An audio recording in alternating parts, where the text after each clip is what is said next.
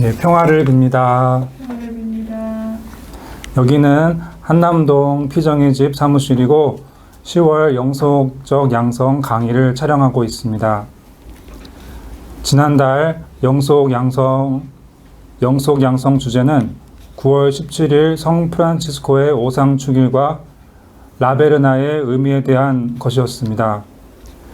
형제회 안에 있는 영광만을 찾고 십자가를 지려고 하지 않는 경향들에 대한 반성과 함께 라베르나에서 오상을 받으심으로써 십자가에 매달리신 예수 그리스도와 일치하신 사부님을 기억했습니다.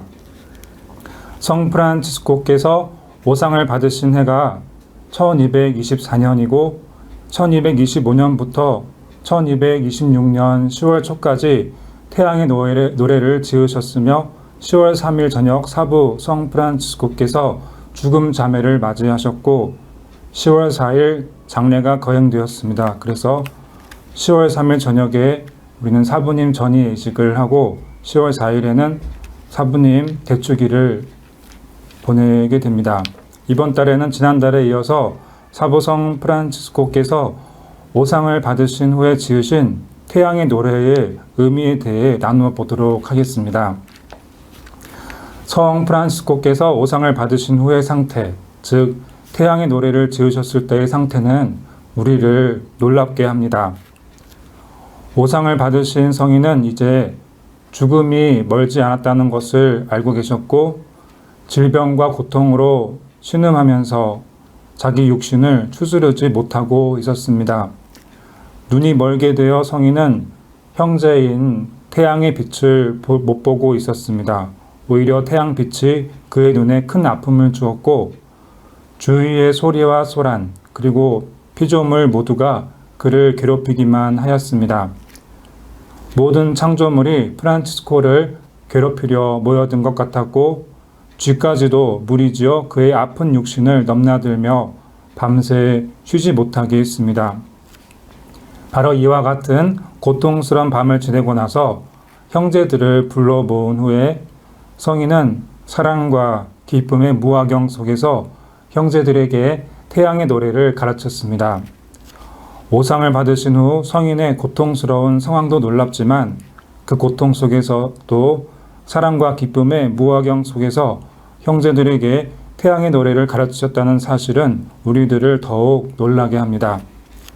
조금의 손해도 보지 않으려 하는 경향이 있는, 조금이라도 나에게 거슬리는 것은 거부하려는 경향이 있는 우리들에게 정말 놀랄 노자입니다. 육신은 고통스러웠지만 마음만은 사랑과 기쁨으로 가득 차셨다는 사실, 죽음이 멀지 않았다는 것을 아셨기에 질병과 고통으로 신음하면서도 몸을 추스르지도 눈을 멀게 된 상태임에도 기쁨 가운데 아름다운 찬미가를 노래하실 수 있었던 것일까요?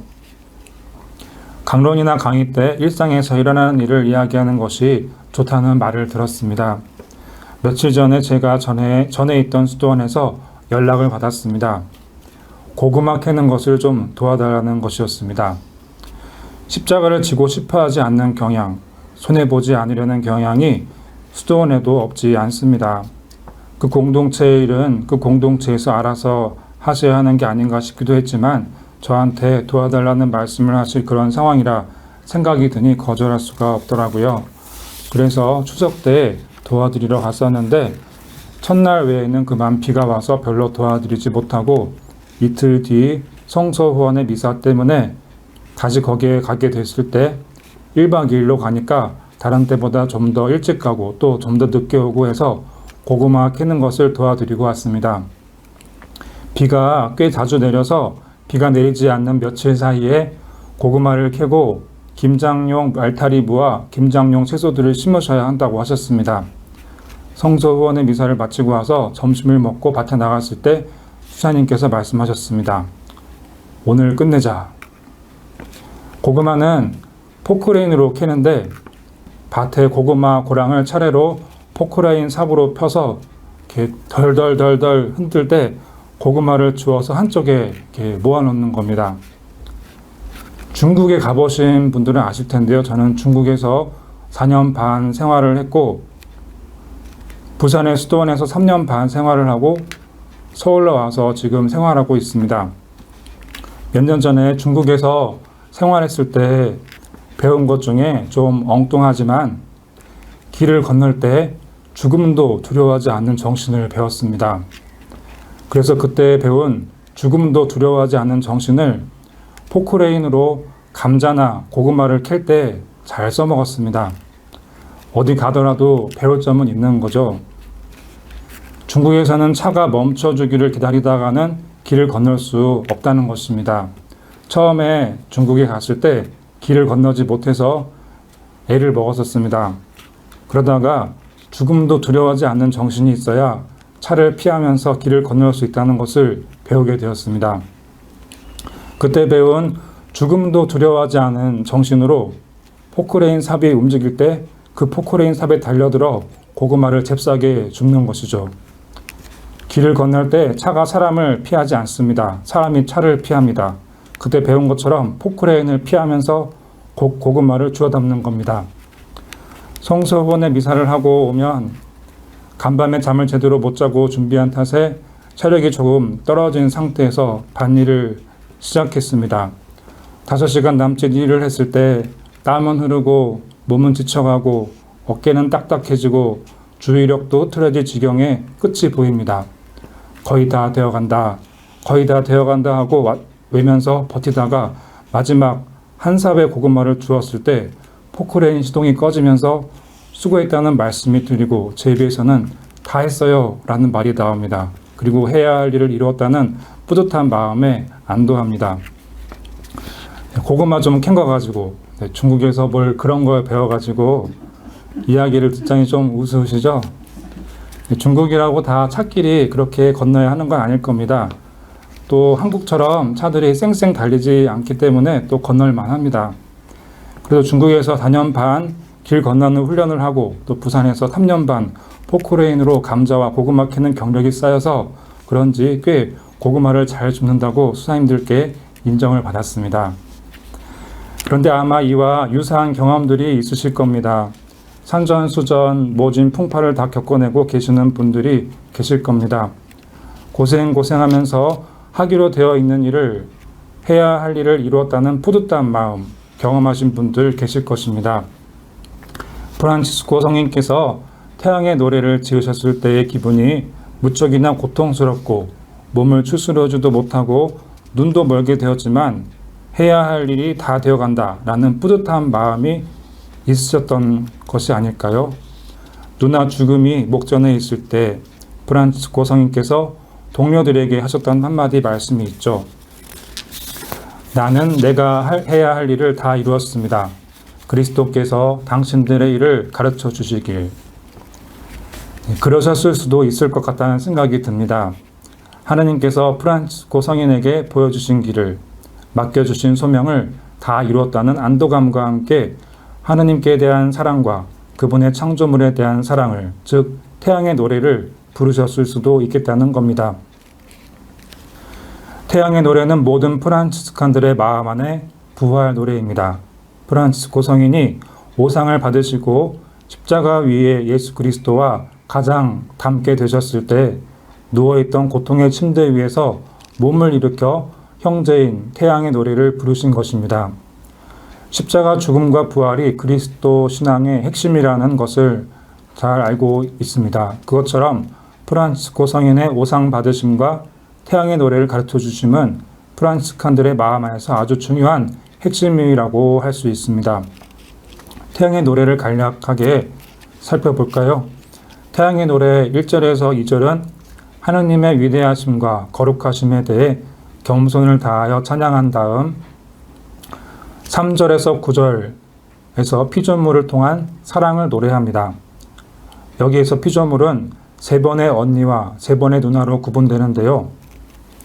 요즘에는 그런 표현을 잘 쓰지 않는데요. 예전에 남동생이 형을 언니라고 불렀었다고 들었습니다. 한국민족문화대백과사전에 보면 언니는 20세기 초에 이루어진 말로서 같은 부모에게서 태어나거나 일가 친척 가운데 학렬이 같은 동성애, 손윗 형제를 가리키는 친족 용어라고 합니다. 동기간 손아래 여자가 손위 여자를 부르거나 어린 남자아이가 손위 남자 형제를 호칭하는 말이나 오늘날에는 동기간이 아닌 여자들이 자기보다 나이가 조금 위인 여자를 높이거나 정답게 부를 때에도 이 말을 쓰고 있다고 하죠. 언니라는 말은 형을 친근하게 부르는 말이라고 보시면 될 것 같습니다. 그래서 언니 햇님, 누나 달이며 별, 언니 바람과 공기와 구름과 개인 날씨, 그리고 사시사철, 누나 물, 언니 불, 누나여 우리 어미인 땅입니다. 피조물을 친근한 형제 자매로 부르는 이 부분은 성인이 피조물과 나눈 사랑의 깊이를 느끼게 해줍니다. 태양부터 시작하기에 그래서 태양의 노래 또는 태양의 창가라고 부르는 것입니다. 10절에서 11절에서 노래하는 대상은 인간입니다. 성 프란치스코는 아시시의 두 세력가인 귀도 주교와 베르나르도 시장의 불화 때문에 이 구절을 지었습니다. 시장은 그에게 대항하는 자들을 추방하였고 주교는 시장을 파문시켰습니다. 시장은 사업가들에게 주교와의 거래를 중지시켰습니다. 사태는 악화될 대로 악화되어 폭발 직전까지 갔습니다. 중재는 정말 어렵습니다. 세상에서 가장 어려운 일이 중재일 것입니다. 아무도 이 두 세력가의 충돌에 끼어들어 화해시키려고 하지 않았습니다. 또 할 수도 없었고요. 그런데 성 프란치스코는 형제들에게 그들 앞에서 용서의 노래를 부르게 합니다. 그 노래를 듣고 시장은 울음을 터뜨리고 주교는 늙어 허리가 굽은 채 조용히 서 있습니다. 이윽고 용서의 노래와 함께 그들은 평화로이 서로 포옹합니다. 노래의 내용을 보면 남을 용서해주는 사람, 약함과 괴로움을 견뎌내는 사람과 평화로이 참는 사람들, 이들은 하느님께 면류관을 받으리라고 노래합니다. 남을 용서하고 약함과 괴로움을 견뎌내고 평화로이 참는 행위는 천성이나 인품으로 하는 것이 아닙니다. 하느님께 받은 크신 사랑 때문에 하는 것입니다. 여기에서 하느님께 열리면 사람에게도 열린다는 것을 깨닫게 해줍니다. 12절에서 13절에서 노래하는 대상은 육체의 죽음입니다. 1226년 10월 초 매우 쇠약해진 프란치스코 성인은 누나 죽음이 목전에 있음을 느끼고 태양의 노래의 이 마지막 소절을 첨가하셨습니다.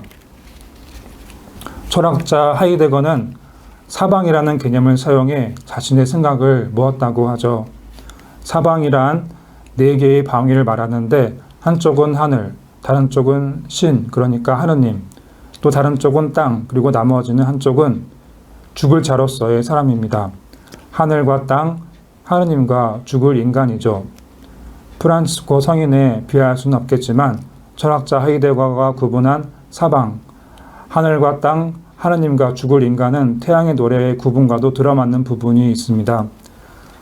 태양의 노래 3절에서 9절이 하늘과 땅에 해당한다면 10절에서 13절은 하느님과 죽을 인간에 해당한다고 볼 수 있다는 것입니다. 여기에서 인간을 죽을 인간이라고 표현한 것을 생각해 봅시다. 그냥 하느님과 인간이라고 해도 될 텐데 하느님과 죽을 인간이라고 말했습니다. 인간은 하느님 앞에서 강하지 못합니다. 죽을 인간인 것입니다. 병고에 나약하고 작은 것에도 상처를 잘 받고 자연 앞에 아무것도 아닌 연약하고 나약한 죽을 인간입니다. 프란치스코 성인은 죽을 인간으로서 죽음을 누나라고 부르며 노래합니다. 내 주여, 목숨 있는 어느 사람도 벗어나지 못하는 육체의 우리 죽음, 그 누나의 찬미 받으소서.